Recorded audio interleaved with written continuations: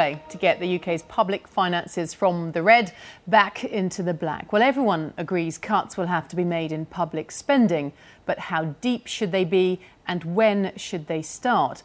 Well, today 60 leading economists have come out in support of Labour's plan to delay cuts until 2011. Last weekend, 20 others, though, backed the Conservatives' call for cuts to come a lot sooner. They want them imposed this year. Here's our chief economics correspondent for more, Hugh Pym. After years of spending and borrowing increases, whoever's running the government after the election will have to make a big decision: how quickly to stop the flow and bring down the deficit. Gordon Brown has always argued that radical cuts must wait till an economic recovery has taken hold. He warmed to his theme this morning. This is not the time to put the recovery at risk. This is the time to make sure that growth and jobs are secured. 2010 must be the year of growth. It must not be the year when the economy dips back into recession. The Prime Minister was boosted by letters to the Financial Times, backed by more than 60 leading economists. They say the Treasury's plans for the next 12 months, with no big squeeze, are sensible. Unemployment is high because people are not spending enough money to provide full employment. And in that situation, the government has got to keep spending in order to stop unemployment from rising. And we shouldn't see government cuts until we've seen the recovery well underway and unemployment on its way down.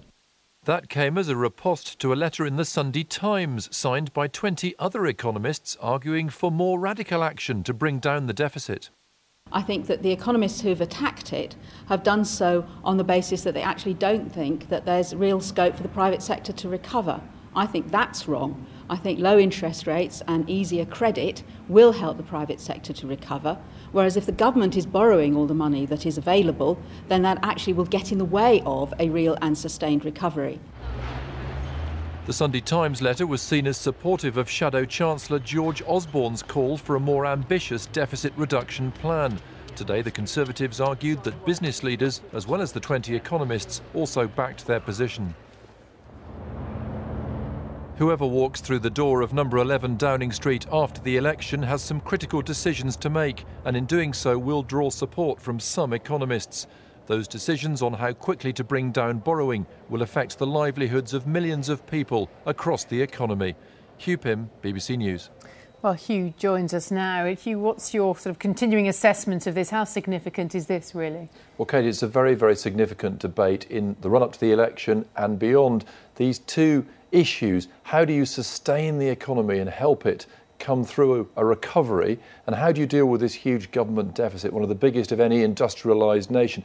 And the parties can fight themselves to a standstill before polling day, but after it, whoever wins has got to make a series of decisions which could go right and help, or could actually get in the way and make things worse. And I think it shows how difficult it's going to be for them, that the economics profession is divided over how best to deal with the situation. Not much consolation for voters there. It's worth remembering, though, that however many economists you've got on your side doesn't mean you're necessarily right.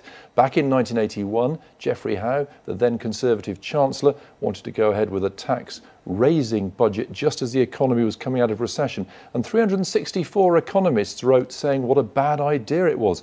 364 against the Chancellor. I think history shows that he was more right than wrong, and they, if you like, hadn't quite got it right at the time. All right, Hugh, thank you for that. A 9-year-old boy has been